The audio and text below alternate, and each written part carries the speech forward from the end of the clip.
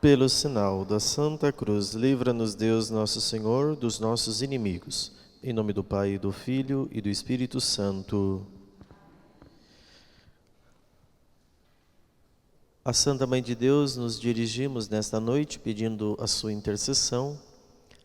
A Virgem das Graças, sob o seu patrocínio, confiamos nossa vida, esta noite de estudos, de conhecimento da nossa fé. Ave Maria, cheia de graça, o Senhor é convosco. Bendita sois vós entre as mulheres, e bendito é o fruto do vosso ventre, Jesus. Santa Maria, Mãe de Deus, rogai por nós, pecadores, agora e na hora de nossa morte. Amém. Santo anjo do Senhor, meu zeloso e guardador, se a ti me confiou a piedade divina, sempre me rege, me guarda, me governa, me ilumina. Amém. Glorioso São José, Santa Teresinha do Menino Jesus e da Sagrada Face, Santos Luís e Zélia Martã, em nome do Pai, e do Filho, e do Espírito Santo.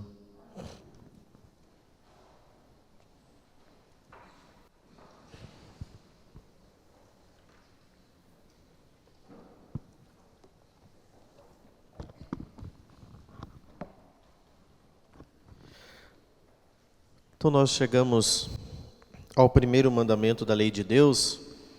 Estamos estudando, então, já há um longo tempo, a lista dos mandamentos da lei de Deus e tudo aquilo que os mandamentos contêm e comporta.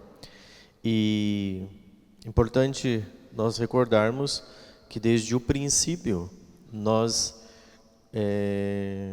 desse estudo que estamos fazendo, catequese com o pároco, nós apresentamos qual é a intenção, o nosso itinerário de conhecimento, sempre para que nós possamos aprofundar melhor a nossa fé e amar cada vez mais as verdades contidas no depósito da fé. Quando nós iniciamos numa aula sobre teologia moral, que eu fiz uma introdução, nós fizemos uma abordagem mostrando que a finalidade da teologia moral não é nos tornar moralistas, conhecedores de uma moral, para ficar vomitando moral sobre as pessoas, mas é para permitir um conhecimento da pessoa de Cristo que permeia a nossa vida e nos transforme. Por isso daí iniciamos o estudo dos 10 mandamentos, começando do 10º mandamento até o 1º mandamento, seguindo aquela ordem de que quanto mais a gente vai cumprindo os mandamentos que estão no decálogo, 10º, 9º, 8º, 7º, 6º, mais fácil será de cumprir os mandamentos acima. Também falei que existem diferenças nos mandamentos, existem aquilo que Deus entregou para Moisés, 2 tábuas dos 10 mandamentos. Uma contém os mandamentos em relação ao próximo, a outra contém o relacionamento com Deus. Vimos do 4º ao 10º mandamento no relacionamento com o próximo. Do 1º ao 3º, o nosso relacionamento com Deus. Falamos que no 3º mandamento, na nossa relação com Deus, qual é o nosso dever? Nós somos convidados a dar um tempo para Deus, reservar um tempo para prestar culto a Deus. O 2º mandamento, vimos na semana passada, que tem por finalidade fazer o quê?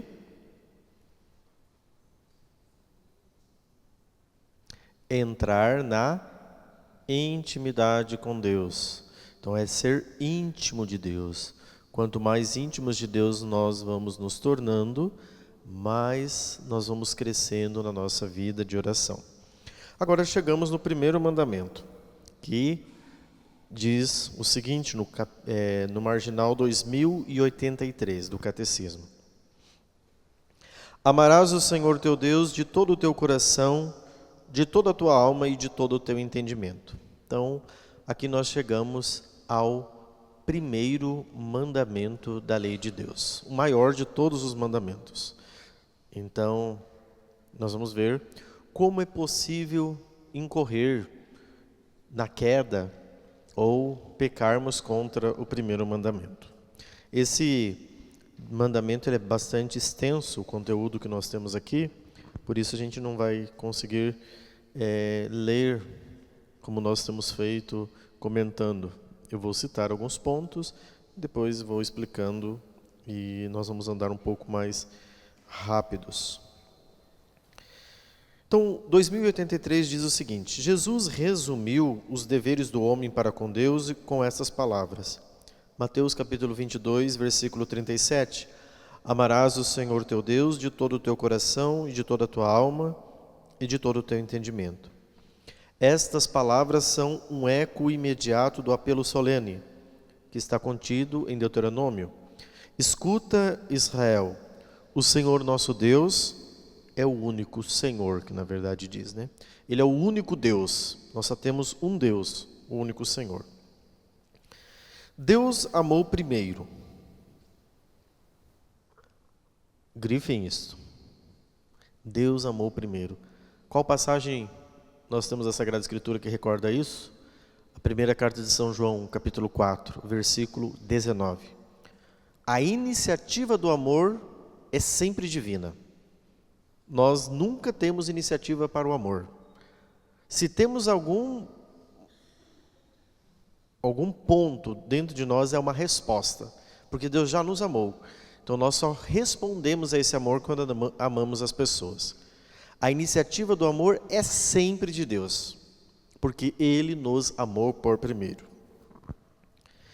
O amor de Deus único é lembrado na primeira das 10 palavras. Em seguida, os mandamentos explicitam a resposta de amor que o homem é chamado a dar a seu Deus. Então vai começar o artigo 1 sobre o primeiro mandamento. Então vamos lá. O primeiro mandamento, só para a gente frisar bem, está relacionado com a fé. Então, este mandamento que nós vamos tratar, ele está diretamente relacionado com a fé. A fé afeta a inteligência.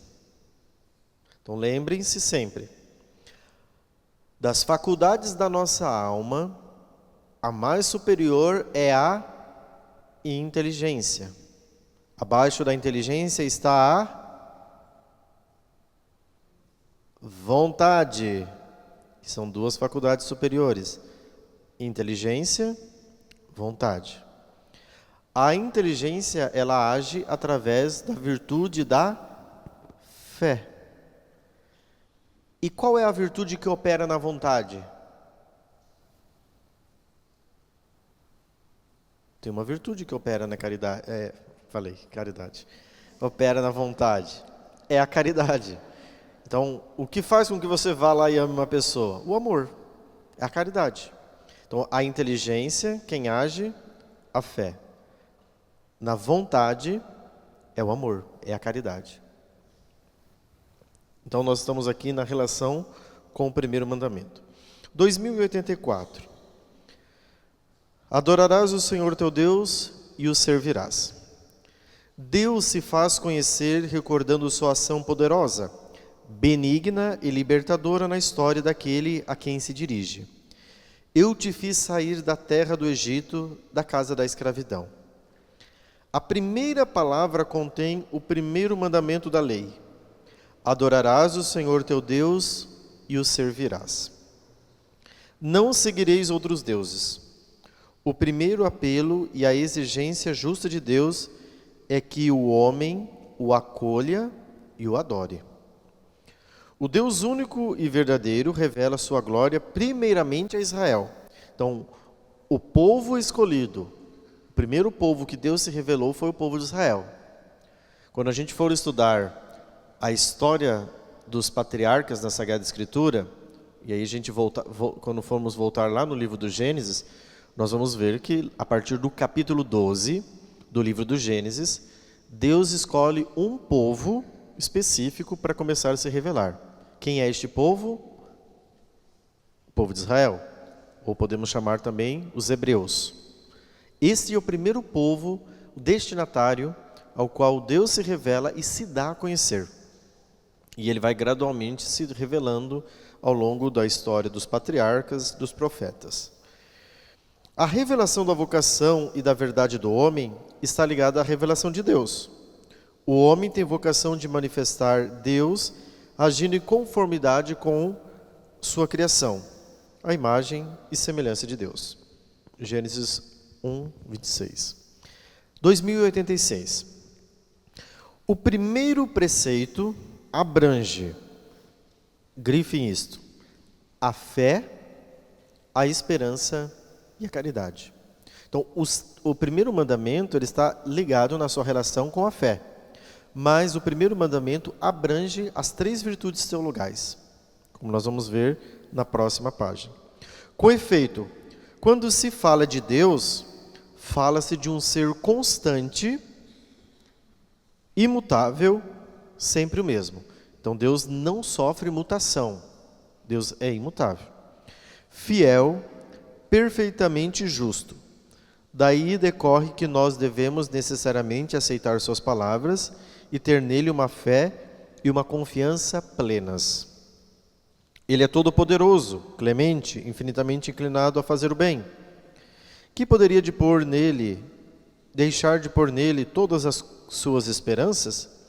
E quem poderia deixá-lo de amá-lo? Contemplando os tesouros de bondade e de ternura que ele derramou sobre nós? Daí está esta fórmula que Deus emprega na Sagrada Escritura, quer no começo, quer no fim de seus preceitos. Eu sou o Senhor. Agora nós vamos entrar em cada uma das virtudes teologais. Vamos começar com a fé, depois vamos falar da esperança e depois vamos falar da caridade. E nós vamos ver de que modo nós podemos incorrer em pecados contra o primeiro mandamento dentro destas virtudes. Vamos começar com a fé.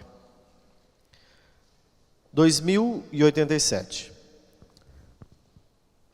Nossa vida moral encontra sua fonte na fé em Deus, que nos revela seu amor. São Paulo fala da obediência da fé, como da primeira obrigação. Ele vê no desconhecimento de Deus o princípio e a explicação de todos os desvios morais. Então, ou seja, uma pessoa tem desvios morais por falta de fé. É isso que o catecismo está dizendo. Os desvios morais, a falta de conhecimento de Deus, revela o desvio moral das pessoas. É por isso que hoje nós vemos cada vez mais uma sociedade ateísta, uma sociedade que nega Deus. Porque se eu não tenho um Deus, eu não tenho princípios morais, então eu posso fazer o que eu quero. Se eu creio que existe um Deus, a primeira consequência direta é que eu não me pertenço. Então eu não sou dono do meu nariz, portanto eu não posso fazer o que eu quero. Se eu creio que existe um Deus, a minha vida precisa ser coerente com aquilo que Deus me pede. Então por isso, você vai para os âmbitos universitários, cada vez mais existe uma negação da existência de Deus, um ateísmo na prática, né? Nosso dever em relação a Deus consiste em crer nele e em dar testemunho dele. Agora o catecismo vai entrar mais especificamente na coisa, né? 2088. O primeiro mandamento manda-nos alimentar e guardar com prudência e vigilância a nossa fé e rejeitar tudo o que se lhe opõe. Então, aqui no primeiro mandamento, o que a fé nos ensina? Que nós precisamos guardar, alimentar com prudência a nossa fé. Esse é um dever meu, seu. Você precisa alimentar e cuidar da sua fé. Por quê? Porque se você não cuidar e não alimentar a sua fé, você pode perder a sua fé. Então, a fé é uma virtude, como eu disse na semana passada, que ela precisa estar em ação. Lembra que eu dei o exemplo da bicicleta? Eu sei andar de bicicleta, mas Eu estou andando de bicicleta nesse momento? Não. Então a fé, ela precisa ser uma fé operativa, ou seja, uma fé que faz alguma coisa, que seja eficaz. E isso é responsabilidade de cada um alimentar. Há diversas maneiras de pecar contra a fé. E o catecismo vai nos apresentar. Vamos lá. Estão aqui divididos em 3 partes. Primeira, pode grifar aí. A dúvida voluntária. Esse aqui é um modo de você pecar contra a fé. O que é a dúvida voluntária? O catecismo explica. Sobre a fé, negligencia ou recusa ter como verdadeiro o que Deus revelou e que a igreja propõe para crer. Então a igreja vai lá, define um dogma, uma verdade de fé, revela essa verdade de fé, e você diz, respeito a igreja, mas não creio. Você está voluntariamente decidindo não crer. Então, esta é uma dúvida voluntária, é por um querer, é um ato da vontade. Você quer não crer. A igreja revelou que Nossa Senhora é virgem, mas, vamos ser sinceros, gente, não cola esse negócio, por exemplo. Então, você está voluntariamente negando a fé. A fé, ela, como eu explanei na homilia de domingo, ela não é possível de ser levada para um laboratório, onde você vai ter provas científicas daquilo que você crê. A fé, ela é uma dimensão sobrenatural, portanto está para além da natureza. Então eu creio em quê? Eu creio em tudo aquilo que a igreja revelou e recebeu isso através de Cristo. É nisso que eu creio. Se a igreja me mandar crer nisso, eu creio. Se a igreja disser não creio, não creio. Por que nós cremos na Bíblia? Nós católicos cremos na Bíblia porque a igreja mandou que a gente cresça. Um exemplo disso são os livros do Novo Testamento.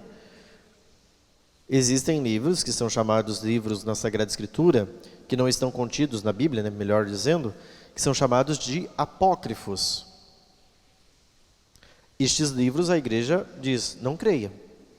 Por isso não estão contidos está contido na lista dos 27 livros do Novo Testamento. A igreja manda crer naqueles, eu creio naqueles.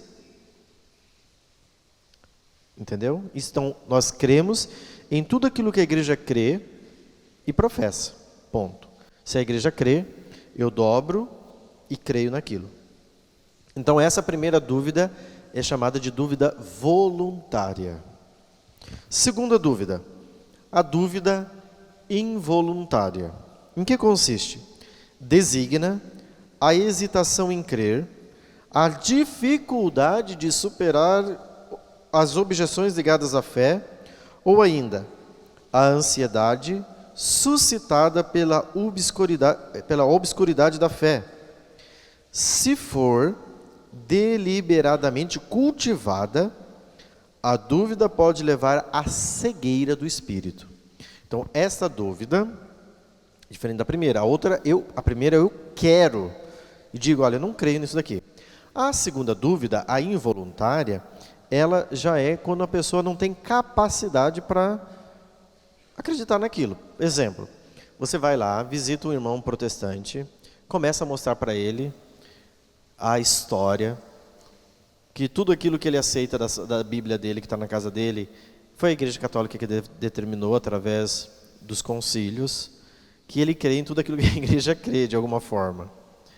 E aí ele fala assim, não, mas a Igreja Católica é a Babilônia. Por quê? Porque ele ouviu lá o pastor dele falando que a Igreja Católica é a Babilônia, é a perversa, é a maldosa e tal.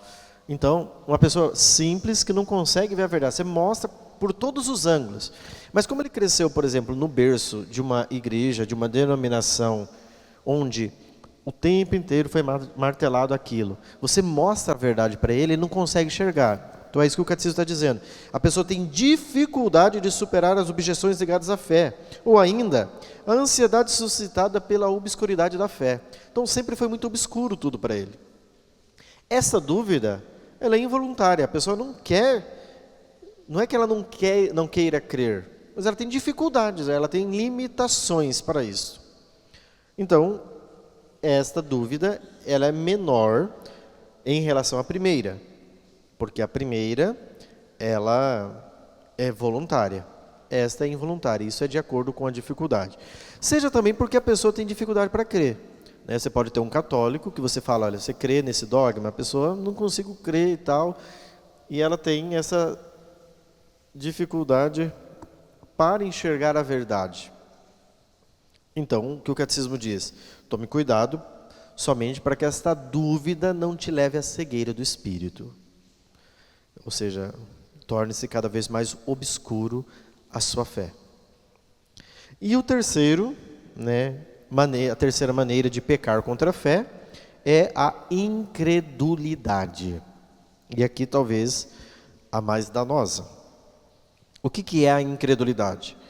É a negligência da verdade revelada ou a recusa voluntária de lhe dar o próprio assentimento. Então agora o catecismo vai especificar de que modo nós podemos pecar pela incredulidade. De 3 modos. Então veja que vão abrindo arestas, né? Então você tem a dúvida voluntária, que é aquele modo sobretudo de pessoas que gostam de colocar em dúvida só para hostilizar, para criticar. Tem pessoas que se comprazem com isso. Então ela sempre quer ficar ali por cima da carne seca. Como você não vai ter como provar por meio de argumentos empíricos, experimentais, você vai perder sempre no argumento. Porque ela fala assim, prove então que Deus existe, né? Você vai provar como, né?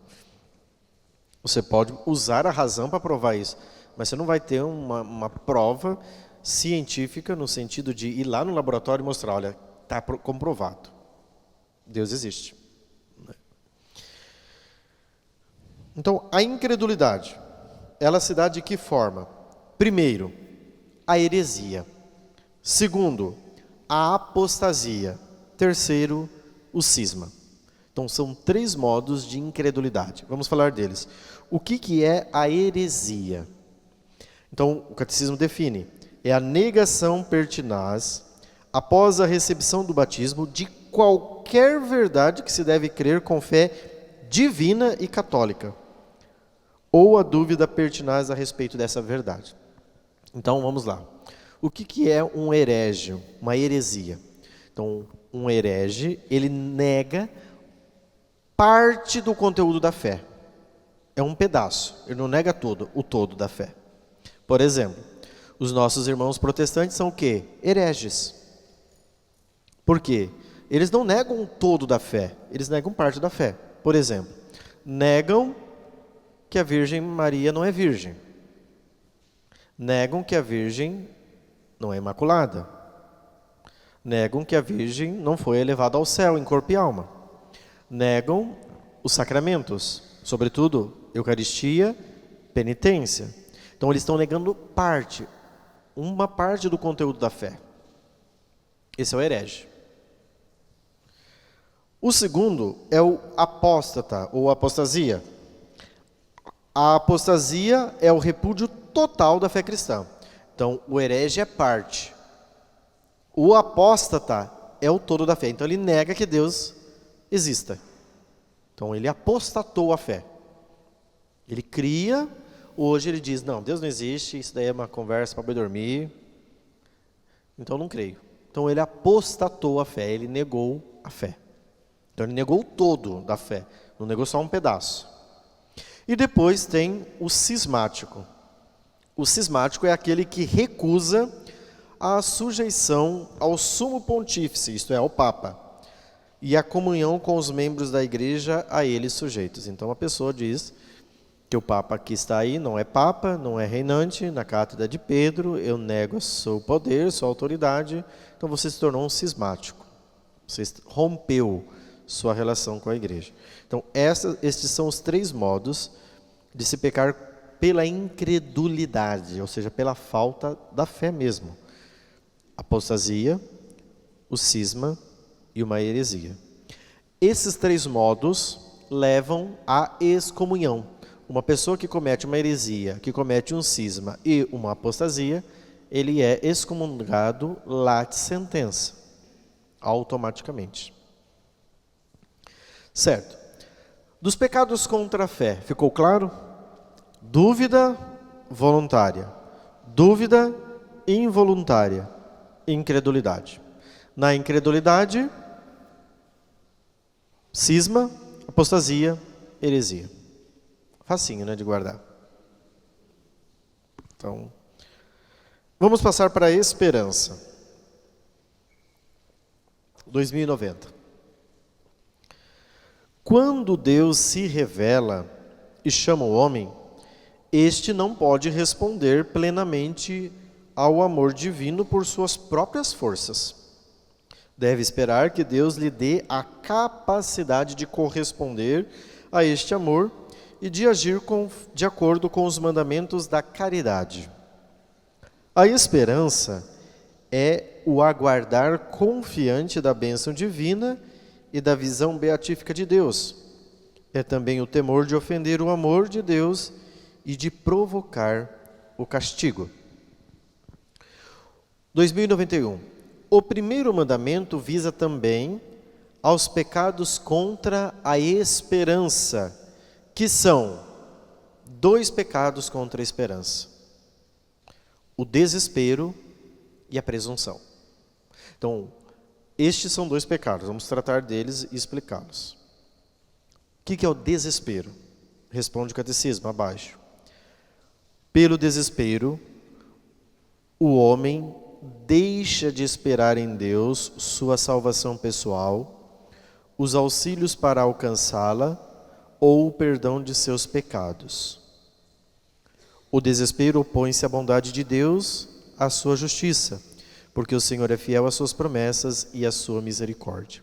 Então, o desespero é um pecado contra o primeiro mandamento, ou seja, a pessoa comete um pecado grave, ela acha que aquilo é imperdoável, que ela acha que não tem possibilidade de Deus perdoar, ela vai para o confessionário, mas mesmo assim o padre não tem poder para isso. Deus mesmo não é capaz de me perdoar desse pecado, porque esse pecado é gravíssimo.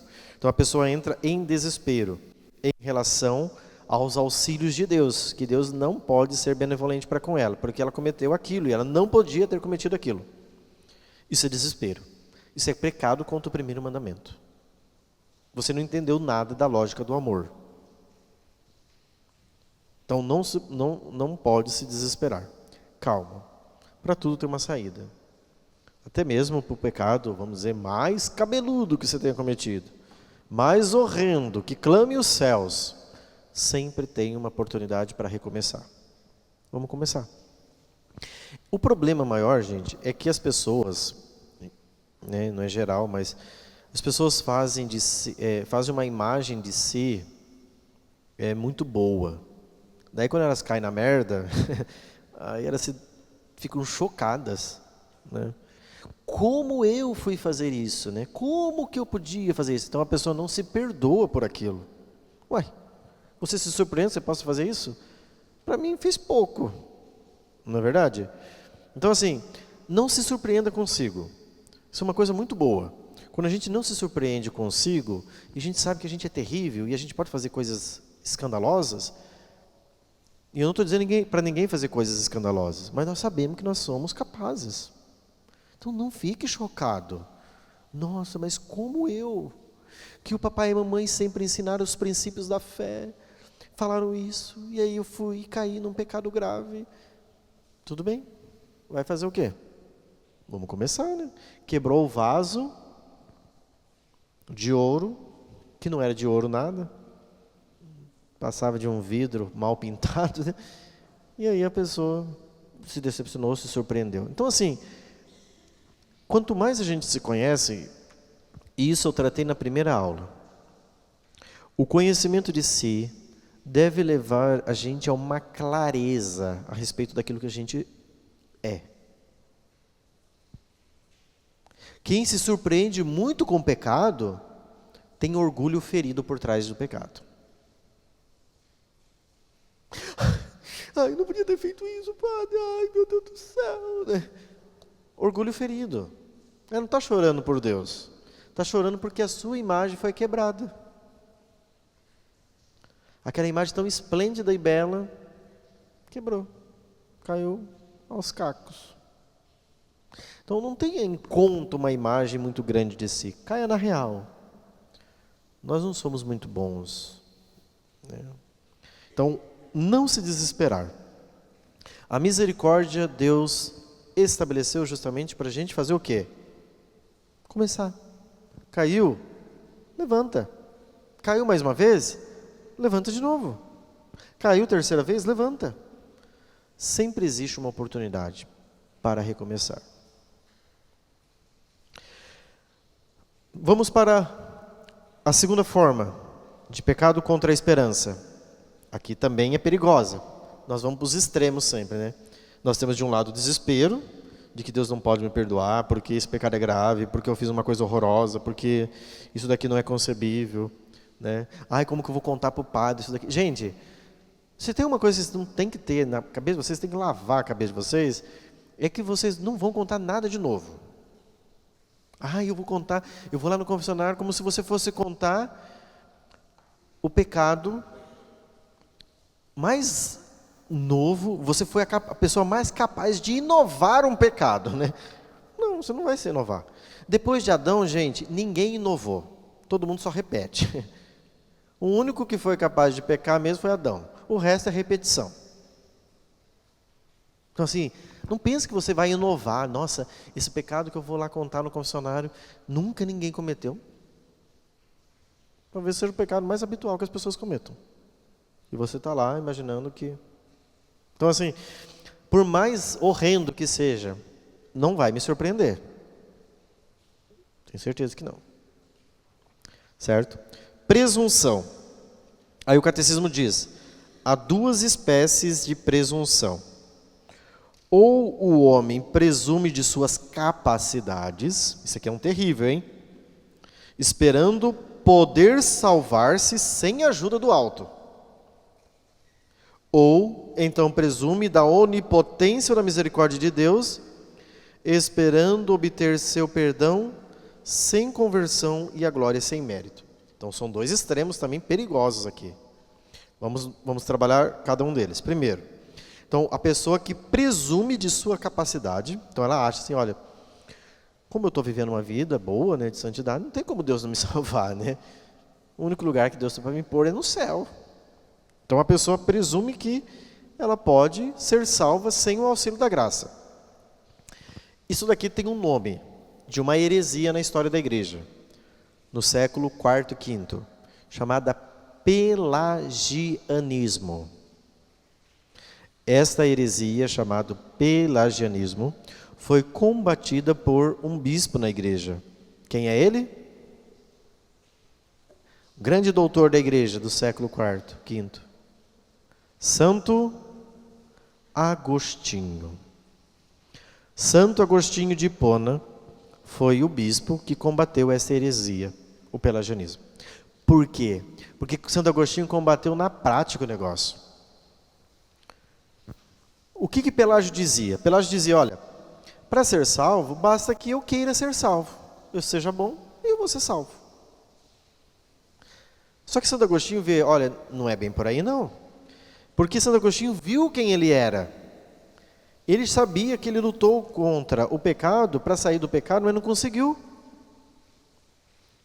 Ele falou, não tem como sair desse negócio. Só a graça pode me retirar daqui.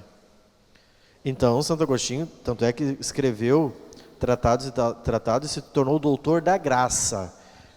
Porque ninguém melhor do que ele para falar sobre a graça. Nós somos salvos pela graça, pela benevolência de Deus. Não é porque a gente é bom. Então tome cuidado, porque tem muito pelagianismo dentro da igreja católica. Tem muito pelagianismo dentro de nós. Quando a gente está bem, na alta, a gente presume que só resta para nós o quê? Ser salvo. Imagina onde que Deus vai me pôr? Não tem pecado grave. Já não os cometo faz tempo. Já estou combatendo os pecados veniais. Uai, é céu. Não é certo. E aqui existe o quê? Um perigo. Você é presunçoso. Não te esqueça de que tu és barro, criatura. Não te esqueça de que tu és pó. Toma cuidado para você não se perder. Mas existe uma outra forma de presunção, que é aquela pessoa que presume que Deus é onipotente, que Deus é misericordioso e que Ele vai ter que me perdoar no final. Eu não preciso fazer nada. Eu posso viver uma vida desgraçada, brincar, e no final de tudo, Deus é um bom Papai Noel, sentado numa cadeira, e vai dizer, ho, ho, ho, bem-vindo ao céu. Então são dois extremos, presunçosos e perigosos. De um lado, de confiar demasiadamente em si mesmo, e do outro dizer, nossa, a onipotência de Deus, Ele é onipotente, então eu posso ferver, e Ele vai ter que ser misericordioso comigo no final. Então, tomemos cuidado. Todos esses pecados aqui, embora estamos falando de um pecado contra a esperança, é contra o primeiro mandamento, viu? Então, viram como que a gente peca contra o primeiro mandamento? Sendo presunçoso. Ou desesperando, não tem salvação, eu estou perdido, estou lascado, não tem jeito. Não tem jeito sim. Sempre tem jeito. Sempre tem. Vida espiritual, gente, sempre vive de recomeços. A vida cristã é sempre um recomeço. Caiu? Levanta. Começa de novo. Caiu? Mais uma vez, levanta e começa de novo. E assim nós vamos. Tem um padre da igreja que diz assim, né? Que a vida cristã é isto. A gente cai e levanta. Cai e levanta. Cai e levanta. Mas vai chegar um dia que Jesus Cristo vai nos tomar definitivamente pelas mãos e nunca mais a gente vai cair. Mas sabe quando isso? No céu. Aí você não vai cair mais. A caridade. Terceira. Quais as formas de pecar contra a caridade? 2093. A fé no amor de Deus envolve o apelo e a obrigação de responder à caridade divina por um amor sincero. O primeiro mandamento nos ordena que amemos a Deus acima de tudo e acima de todas as criaturas, por Ele mesmo e por causa dele. Você tem que amar Deus por causa dele. Não é porque Deus faz coisas boas para vocês ou para mim.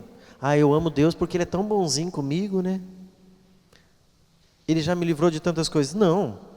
Eu amo Deus porque Ele é Deus, ponto. O que Ele me dá é consequência da bondade, da generosidade dEle. Mas eu não o amo porque Ele me dá presentinhos. Eu amo porque Ele é Deus, ponto. Então eu preciso aprender a amar a Deus por Ele mesmo. Ele é Deus. Se Ele me fizer comer o pão que o diabo amassou, eu o amo do mesmo jeito. Se Ele me fizer passar por provações, eu o amo do mesmo jeito. Eu quero amar porque Ele é Deus. E não pelas obras que Ele faz. Como não amar Deus com uma chuvinha dessa? Isso é um sinal da benevolência de Deus. Mas eu não amo porque Deus faz isso. Eu amo porque Ele é Deus, ponto. E porque eu amo Ele, Ele é generoso e me dá esse presente maravilhoso. Que eu não mereço. Nós não merecemos. Mas Ele é bom. Todo tempo Deus é bom. A todo tempo Deus é bom. Pode-se pecar de diversas maneiras contra o amor de Deus. E agora o catecismo vai listar 5 modos de se pecar contra a caridade. Primeiro, a indiferença. Segundo, a ingratidão. Terceiro, a tibieza. Quarto, a assídia. Quinto, o ódio de Deus. Vamos ver cada um deles. 2094, tá? A indiferença. O que é a indiferença? A indiferença negligencia ou recusa a consideração da caridade divina. Menospreza a iniciativa de Deus. A iniciativa de Deus em nos amar e nega a sua força. Então a pessoa não crê no amor de Deus e trata isso com indiferença. Eu não creio que Deus me ama. Porque se Deus me amasse, por que eu estou passando por tudo isto? Então a pessoa começa a tratar Deus com indiferença. Que pai que é esse que ama, que me abandonou num determinado momento da minha vida? Que pai que é esse que me deixou órfão num determinado momento da minha história e me desamparou? Né? Aí existem cada um nas suas circunstâncias de vida que pode colocar em xeque e tratar Deus com indiferença. Como crer no amor de Deus indo, por exemplo, a um hospital do câncer em Londrina e vendo crianças? Cadê o amor de Deus? Não ama nada. Então a pessoa pode cair na indiferença para com Deus. Segundo, a ingratidão. Omite ou se recusa a reconhecer a caridade divina e a pagar amor com amor. É o que São Paulo diz, amor se paga com amor. Então a pessoa não reconhece a bondade de Deus, a caridade divina e não quer amar também, quer ser egoísta. Então trata Deus com ingratidão. Amor se paga com amor. Amor se paga com sacrifício. Terceiro, a tibieza é uma hesitação ou uma negligência em responder ao amor divino, podendo implicar a recusa de se entregar ao dinamismo da caridade. Então a pessoa tíbia é uma pessoa fria, uma pessoa morna. A mornidão traz muitos prejuízos. Até o Apocalipse de São João, no capítulo 3, fala da mornidão, né? Ou você é quente, ou você é frio. Morno, eu vomitarei. Por quê? Porque coisas mornas são indigestas. Pode ver, tudo que é morno é meio indigesto. Toma café, um café morno, aquele negócio desce rachando no estômago, não é? Coca-Cola, é gostoso tomar como? Morna? Aquele negócio não desce. Refrigerante, qualquer coisa que você beba morna, ela não tem. Ou você tem que ser quente, ou você tem que ser frio, porque é isso que Jesus diz, porque o morno é indigesto, eu vomito. Porque não faz digestão, né? Então, o cristão, ele precisa o quê? Ser quente ou frio? Tíbio não dá. Então, o que faz a tibieza? A tibieza vai esfriando o nosso coração. Vai matando a caridade dentro do nosso coração. Vai matando o amor. Quarto, a assídia, ou também chamada de preguiça espiritual. Chega a recusar até a alegria que vem de Deus e a ter horror ao bem divino, né? A assídia é um pecado capital, que está na lista dos pecados capitais, né? Que nós chamamos de preguiça. A assídia, ou preguiça, não é somente uma preguicinha de domingo, depois do almoço que você comeu lá uma costela gorda, né? Depois, nossa, parece que deu uma leseira aqui, padre, eu vou tirar um cochilo. Isso não é preguiça, porque você se alimentou, seu estômago entrou em processo de digestão, e naturalmente você perde um pouquinho das forças.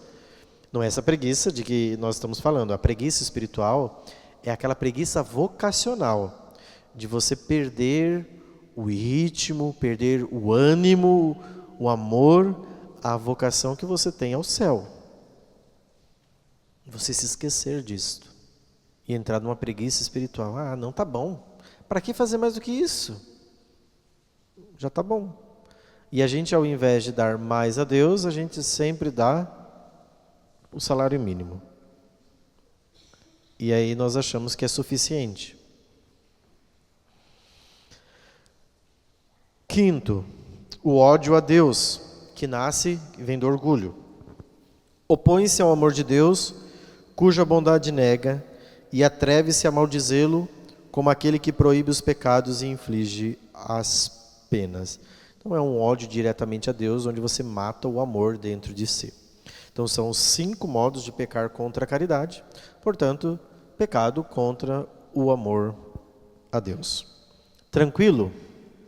Então nós temos 3 na primeira lista da fé, 2 na lista da esperança e 5 na lista da caridade. Certo? Só a Ele prestarás culto. As virtudes teologais da fé, da esperança, da caridade, dão forma às virtudes morais e as vivificam. Então, gente, guarda uma coisa na cabeça. Quais são as virtudes mais importantes? Fé, esperança e caridade. São essas três que nós vimos. Essas são as três virtudes. Quando eu falar virtude, o que é uma virtude? Virtude é uma disposição, é um hábito em querer fazer o bem. Estas virtudes são dadas por Deus a nós. A fé, a esperança e a caridade. Deus nos deu no batismo. E nós somos chamados a exercitar essas virtudes. Fé, esperança e caridade. As outras virtudes, todas derivam dessas virtudes. Ok? É por isso que nós precisamos bem viver essas três virtudes, porque as outras virtudes, consequentemente, vão vivificar, vão crescer de acordo com essas três virtudes. Assim, a caridade nos leva a dar a Deus aquilo que em toda justiça lhe devemos enquanto criaturas. A virtude da religião nos dispõe a esta atitude. Já falei semana passada sobre a virtude da religião, lembra? O que é a virtude da religião? A virtude da religião é dar a Deus o culto que Ele merece. Deus merece ser adorado. Deus merece ser amado. Por quê? Porque Ele é Deus, ponto. Então, a virtude da religião é dar o culto que Deus merece. Aí o Catecismo vai tratar, no 2096, sobre a primeira forma de dar culto a Deus. Qual é? A adoração. Essa é a melhor forma de prestar o culto a Deus. Adorar. O que é adoração? A adoração é o primeiro ato da virtude da religião. Adorar a Deus é reconhecê-lo como Deus, como Criador e Salvador. O Senhor e o dono de tudo que existe. O amor infinito e misericordioso. Adorarás, Senhor, o Senhor teu Deus, e só a Ele prestarás culto. Diz Jesus citando o Deuteronômio. Adorar a Deus é no respeito e na submissão absoluta. Reconhecer o nada da criatura, que não existe a não ser por Deus. Adorar a Deus é como Maria no Magnificat, louvá-lo, exaltá-lo e humilhar-se a si mesmo, confessando com gratidão que Ele fez grandes coisas e que seu nome é santo. A adoração do Deus único liberta o homem de se fechar em si mesmo da escravidão, do pecado e da idolatria do mundo. Então nós precisamos, primeiro modo de se prestar culto a Deus, adorar, dizer, Ele é o dono de tudo. Ele é o Senhor de tudo. Para isso eu preciso dobrar minha cabeça e dizer, eu sou um nada. Como criatura, Deus pode tudo. Eu não posso nada. Ele é o Senhor. Entenda isso. Ele é o tudo. É difícil isso. Difícil saber e de reconhecer, de se conscientizar disso mesmo com profundidade. Segundo, a oração. Os atos de fé, de esperança e de caridade ordenados pelo primeiro mandamento cumprem-se na oração. Então, se você quer viver a fé, a esperança e a caridade, você precisa viver isso na oração. Você precisa rezar isso. Senhor, dá-me a fé, a esperança e a caridade. Eu tenho falado, peça fé, peça fé, peça fé, peça fé, peça fé, peça fé. Até que um dia, de tanto você pedir, você recebe. Mas será que vai vir esse negócio? Eu estou pedindo, não vem, né? Só que a hora que vier, te prepara. Porque é um revertério total. A elevação do Espírito para Deus é a expressão da adoração que lhe rendemos prece de louvor e de ação de graças, de intercessão de súplica. A oração é uma condição indispensável para obedecer os mandamentos de Deus. Por que nós temos dificuldade de obedecer os mandamentos? Porque a gente não reza. Se a gente rezar, é facinho de obedecer os mandamentos, não é difícil de cumpri-los. Basta rezar. Se você tiver verdadeira vida interior, verdadeira vida de oração, mais fácil será de cumprir os mandamentos. Aí vem uma citação de Lucas, capítulo 18, versículo 1, em que Jesus diz, É preciso orar sempre, sem jamais esmorecer. Terceiro, sacrifício. É justo oferecer a Deus sacrifícios em sinal de adoração e de reconhecimento de súplica e de comunhão. É verdadeiro sacrifício toda a ação feita para se unir a Deus em santa comunhão e poder ser feliz. Para ser verídico, o sacrifício exterior deve ser a expressão do sacrifício espiritual. Então, eu estou fazendo um sacrifício externo. Na quaresma, um sacrifício. Não estou,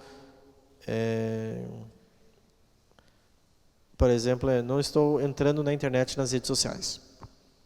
Então, esse sacrifício externo precisa ser um sacrifício interior. Eu quero me sacrificar. Não é ficar negociando e contando quantos dias faltam para voltar a usar a internet. Ai, meu Deus do céu, não vejo a hora. Não. Então, tem que ser um sacrifício espiritual. Olha, eu me ofereço, me uno e faço desse sacrifício externo uma manifestação desse sacrifício interior. E eu quero renunciar a isso. Então, meu sacrifício é um espírito compungido. Os profetas da antiga aliança denunciaram com frequência os sacrifícios feitos sem participação do interior. Então, se um sacrifício não tem participação do interior, não serve para nada, gente. Por mais que você tenha feito uma grande obra, meu Deus, você deu conta disso? Dei. Não serve para nada. Então, ele precisa ser interior, porque esse é o sacrifício que agrada a Deus. Um coração puro. Então, esse sacrifício exterior é para me tornar mais santo, é para purificar esse coração, para arrancar as imundícias, para arrancar as ervas daninhas que estão dentro de mim. Certo? O único sacrifício perfeito é o sacrifício de Cristo na cruz. Então, por mais que você faça sacrifícios, esses sacrifícios vão ser bons, mas nunca perfeito, né? Porque o único sacrifício perfeito capaz de nos unir a Deus é o sacrifício de Cristo. Em total oblação, é o sacrifício para a nossa salvação. Unindo-nos a seu sacrifício, podemos fazer de nossa vida um sacrifício a Deus. Então, todo sacrifício que a gente faz, a gente precisa unir ao sacrifício de Cristo na cruz. Senhor, esse sacrifício que é, por exemplo, não tomo sorvete na quaresma. Nossa, que sacrifício, meu Deus do céu. Quantas vezes você toma sorvete por semana? Uma vez por semana. Então vai ficar 5 vezes sem tomar sorvete. Mas para mim é um sacrifício, tudo bem. Então, esse sacrifício insignificante, vergonhoso, miserável, eu ofereço junto à tua cruz. Para mim é demais, Jesus, mas está bom. Estou me oferecendo e quero que esse sacrifício externo seja um sacrifício interior. Entendeu? Então, tem que ser na interioridade. Tem que mover dentro. Aí o catecismo começa a falar das promessas e votos. 2101. Em várias circunstâncias, o cristão é convidado às promessas a Deus. No batismo, na confirmação, no matrimônio, na ordenação, sempre contém. Por devoção pessoal, o cristão também pode prometer a Deus este ou aquele ato de oração, esmola, peregrinação. Vou para Aparecida, vou cumprir uma promessa lá de queimar 3 velas do meu tamanho na capela. É uma promessa. Se você fez, cumpra. Prometi que vou fazer uma peregrinação para o santuário do Divino Pai Eterno e vou levar comigo 50 pessoas. Cumpra. Né? A fidelidade às promessas feitas a Deus é uma manifestação do respeito devido à majestade divina e do amor para com Deus fiel. Não porque Deus precisa da tua promessa. Nossa, olha lá, está fazendo a minha promessa. Não. É que você, fazendo uma promessa, tem que ter para com Deus respeito. Então, se você fez, cumpra. O voto é a promessa deliberada e livre de um bem possível e melhor feita a Deus, deve ser cumprido a título da virtude da religião. O voto é um ato de devoção no qual o cristão se consagra a Deus ou lhe promete uma obra boa. Pelo cumprimento de seus votos, o homem dá a Deus o que lhe prometeu e consagrou. Os Atos dos Apóstolos nos mostram São Paulo preocupado com cumprir os votos que fizera.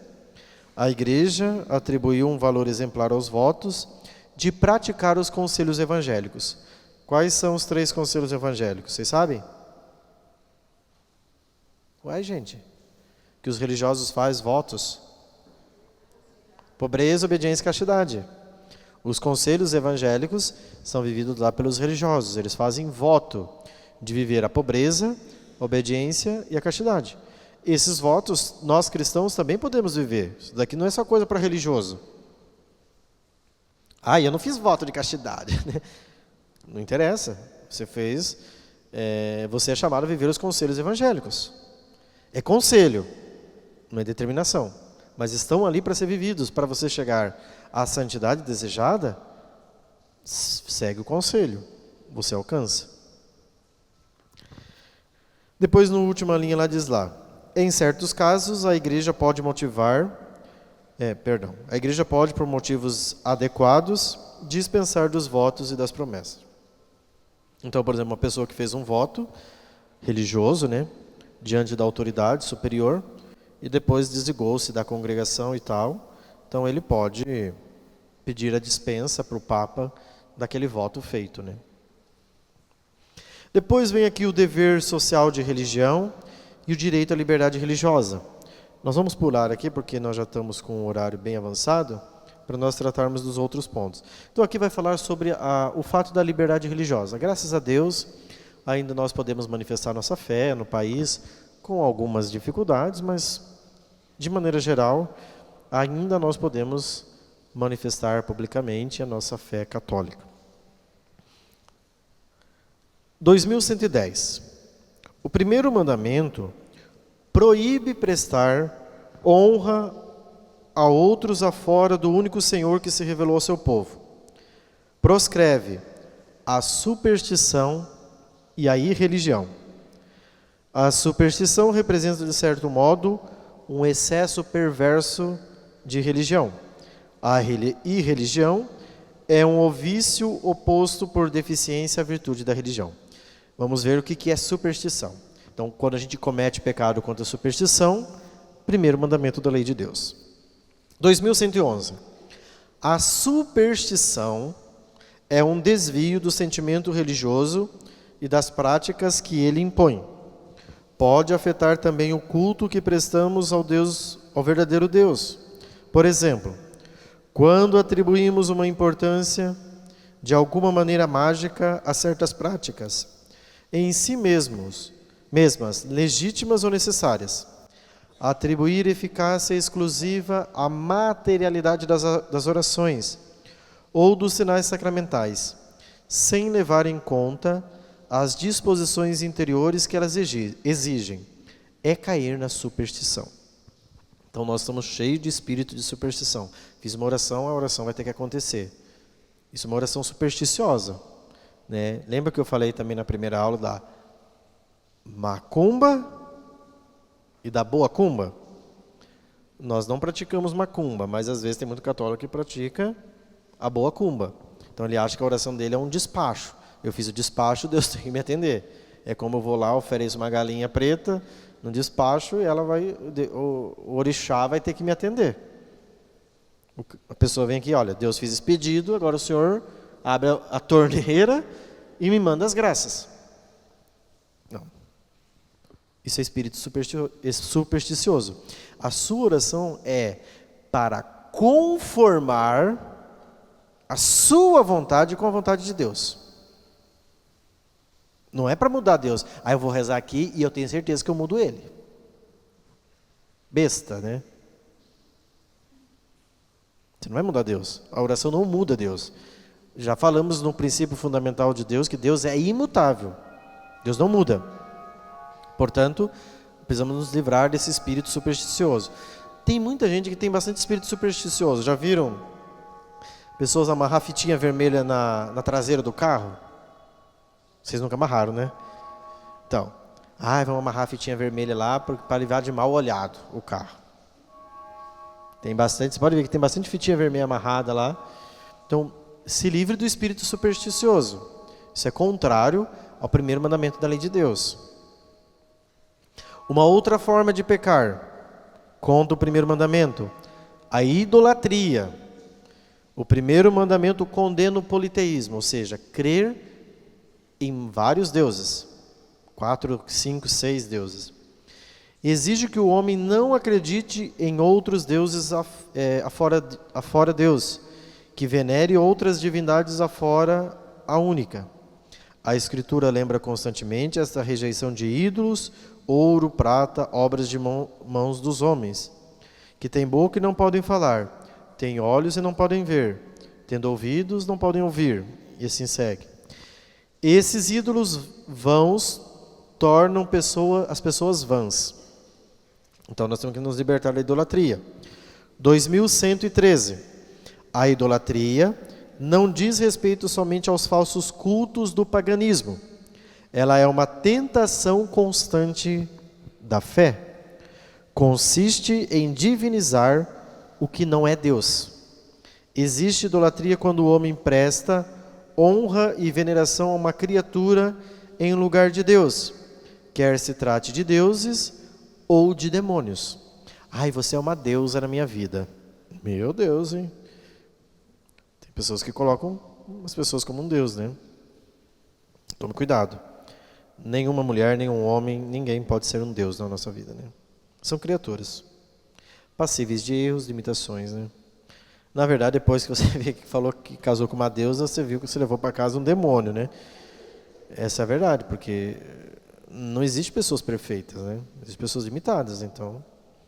Mas até os demônios nós não podemos adorar, né? Então, se você levou um demônio, você não pode adorá-lo também. Então, tomemos cuidado. Aqui o catecismo fala. Satanismo, tome cuidado com poder, prazer, os demônios de raças, antepassados, do Estado, dinheiro. Então, tomemos muito cuidado com todas essas coisas que podem causar uma divisão tremenda no nosso coração e causar a idolatria. 2115, vamos lá. Adivinhação e magia. Deus pode revelar o futuro a seus profetas ou a outros santos. Todavia, a atitude cristã correta consiste em entregar-se com confiança nas mãos da providência no que tange ao futuro e abandonar toda a curiosidade doentia a este respeito. A imprevidência pode ser uma falta de responsabilidade. Então aqui, tomemos cuidado com as formas de adivinhação. E o catecismo vai mostrar. Todas as formas de adivinhação hão de ser rejeitadas. Quais formas de adivinhação? Tem pessoas que vão lá e recorrem ao demônio e Satanás. Demônio, me revele tal coisa. Os satanistas fazem isso. Eles pedem que o demônio revele o futuro de tal pessoa. Evocação dos mortos ou outras práticas erroneamente de supor descobrir o futuro. Vamos invocar os mortos para que os mortos nos revelem o futuro. A consulta aos horóscopos. Ninguém lê horóscopo aqui, né? Já leram? Ai, ai, ai. Né? Então, nada de ninguém ver. Nada de horóscopo. Ah, a cor vermelha do amor hoje, né? Então, os horóscopos é um pecado atentado contra o primeiro mandamento. Astrologia. Quiromância. Quiromância é ler mãos. Ah, vou lá para uma senhora ler minhas mãos e ver sobre o meu futuro, né? A interpretação de presságios e da sorte. Interessante que esse povo que lê mão, lê o Diabo a 4, por que eles não acertam o número da Mega Sena no final do ano e não ganham a Mega Sena, né, sozinhos? Se são tão bons para ler, acerta os 6 números da Mega Sena e leva 127 milhões de reais e pronto. Né? A interpretação de presságios, fenômenos de visão, o recurso a médiuns escondem uma vontade de poder sobre o tempo, sobre a história. E finalmente sobre os homens e ao mesmo tempo um desejo de ganhar para si poderes ocultos. Essas práticas contradizem a honra e o respeito que, unidos ao amoroso temor, devemos exclusivamente a Deus. Todas as práticas de magia e de feitiçaria com as quais a pessoa pretende domesticar os poderes ocultos para colocá-los a seu serviço e obter um poder sobrenatural sobre o próximo, mesmo que seja para proporcionar a este a saúde, são gravemente contrárias à virtude da religião. Essas práticas são ainda mais condenáveis quando acompanhadas de uma intenção de prejudicar a outrem, ou quando recorrem, ou não, à intervenção dos demônios. O uso de amuletos também é repreensível. O espiritismo implica frequentemente práticas de adivinhação ou de magia. Por isso a Igreja adverte os fiéis a evitá-lo. O recurso aos assim chamados remédios tradicionais não legitima nem a invocação dos poderes maléficos, nem a exploração da credulidade alheia. Então, vamos libertar de todo espírito de adivinhação, magia, confessá-los. Se talvez você leu horóscopo no passado, não tem consciência, ai padre, fiquei meio na dúvida. Quero me libertar de tudo isso, de qualquer correlação que a minha vida possa ter com adivinhação futura. Minha vida está nas mãos de Deus. Nenhum tormento me atingirá. Tudo está nas mãos dele. E religião. O primeiro mandamento de Deus comprova os principais pecados da irreligião. A ação de tentar a Deus em palavras, em atos, o sacrilégio e a simonia. Então, nós temos que tomar cuidado com esses aqui. Primeiro, 2119. A ação de tentar a Deus consiste no quê? Consiste em pôr à prova, em palavras ou atos, sua bondade e sua onipotência. Foi assim que Satanás quis conseguir que Jesus se tirasse do alto do templo, lá do pináculo do templo, e se jogasse abaixo. Então, você não pode tentar a Deus. Eu vou me jogar daqui e tenho certeza que não vou morrer, porque meu anjo da guarda vai me proteger. E você se joga do 3º andar. Isso é tentar a Deus. 2120. Sacrilégio. Pecado grave também, contra o primeiro mandamento. Consiste em profanar ou tratar indignamente os sacramentos ou outras ações litúrgicas, bem como pessoas ou coisas e os lugares consagrados a Deus. Então você comete um sacrilégio profanando alguma coisa sagrada. Vem para a igreja e falta com reverência dentro do templo sagrado. É um sacrilégio. O sacrilégio é um pecado grave, sobretudo quando cometido contra a Eucaristia, pois neste sacramento o próprio Cristo, o próprio corpo de Cristo, se torna substancialmente presente. A simonia é definida como compra ou venda das realidades espirituais. Então é venda de coisas sagradas. Por isso que quando uma pessoa pede, as pessoas chegam, as imagens da lojinha estão abençoadas? Não, nenhuma. Porque se eu abençoar, eu não posso vender. Se eu vender uma coisa abençoada, isso é simonia. Então, as pessoas vão lá, compram e pedem para ser abençoado. Mas eu não posso abençoar. Todos os objetos da loja estão abençoados, as pessoas podem... eu não posso vender, daí tem que ser tudo na faixa, né? Tudo grátis. Porque coisas sagradas não podem ser vendidas. Isso é simonia. Muito bem. Depois o catecismo fala do ateísmo. 2123. Muitos de nossos contemporâneos não percebem de modo algum esta união íntima e vital com Deus, ou explicitamente a rejeitam a ponto de o ateísmo figurar entre os mais graves problemas do nosso tempo. Aí o catecismo vai expor os tipos de ateísmo que estão presentes na nossa sociedade. Aí ele coloca no 2124. O termo ateísmo abrange fenômenos muito diversos. Uma forma frequente é o ateísmo prático, de quem limita suas necessidades e suas ambições ao espaço e o tempo. O humanismo ateu considera falsamente que o homem é o seu próprio fim e o único artífice e demiurgo de sua própria história. Então, o ateísmo prático, ele é vivido na prática. Eu sou o meu fim em mim mesmo, eu me basto e eu não preciso de ninguém. Eu sou o fim da minha história.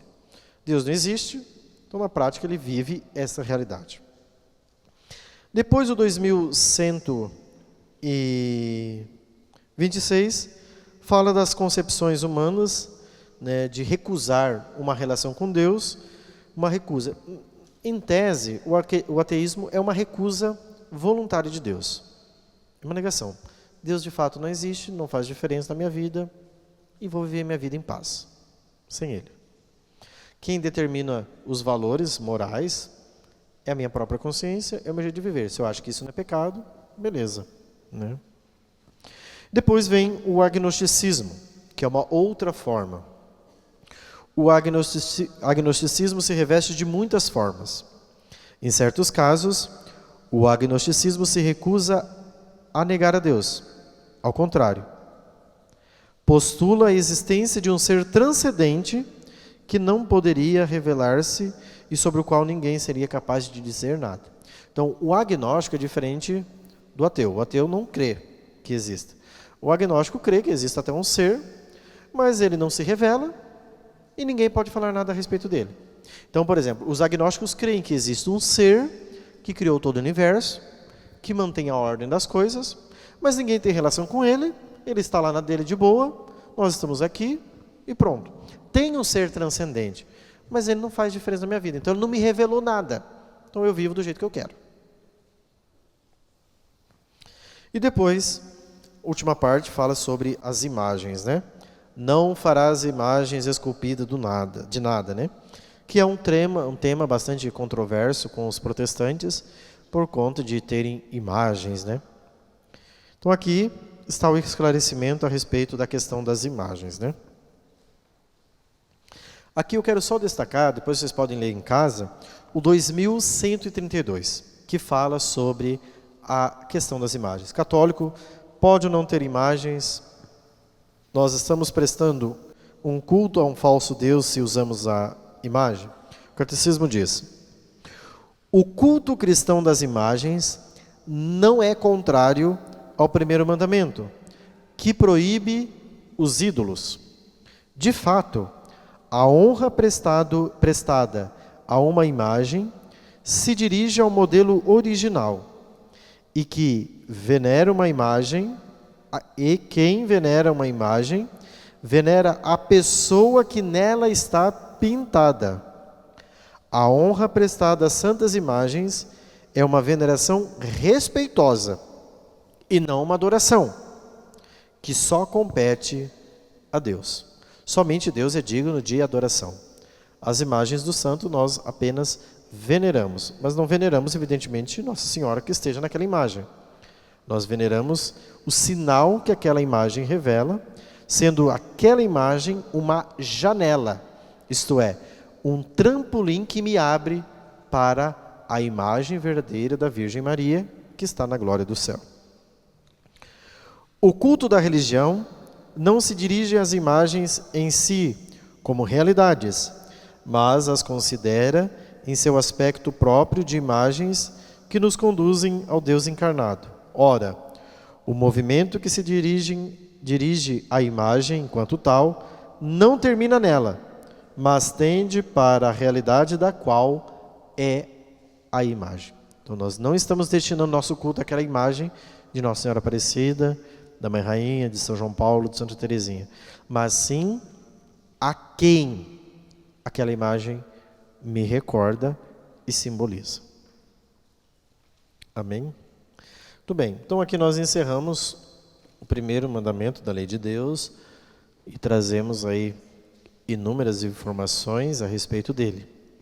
Terminado então os 10 mandamentos, eu tinha dito que nós, no próximo encontro, vamos tratar sobre como se confessar, como fazer uma boa confissão.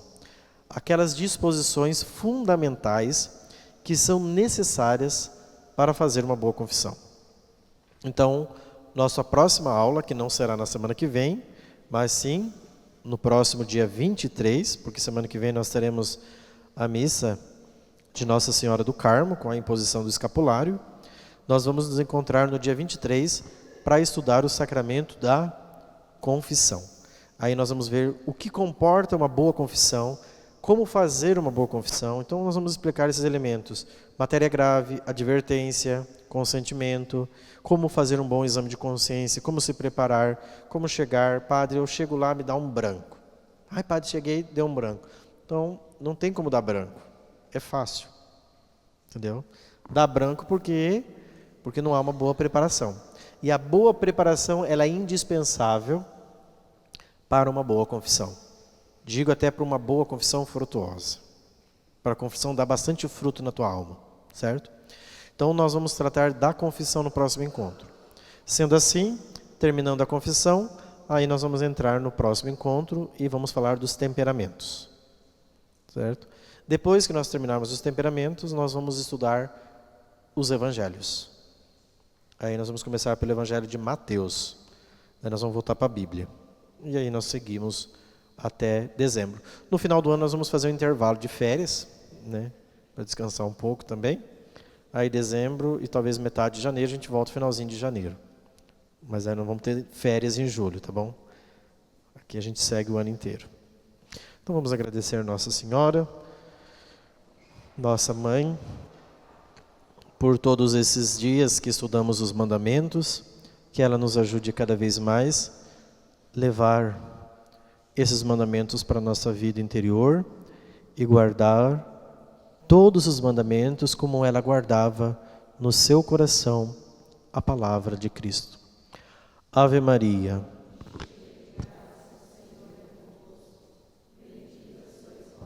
Entre as mulheres, e bendito é o fruto do vosso ventre, Jesus.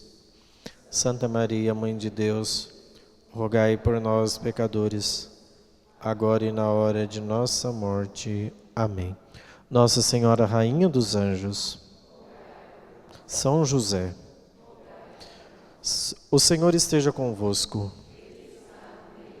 Por intercessão da Virgem Maria, Deus Todo-Poderoso, vos abençoe, vos guarde, sob a sua tutela, em nome do Pai, e do Filho, e do Espírito Santo. Então, até breve.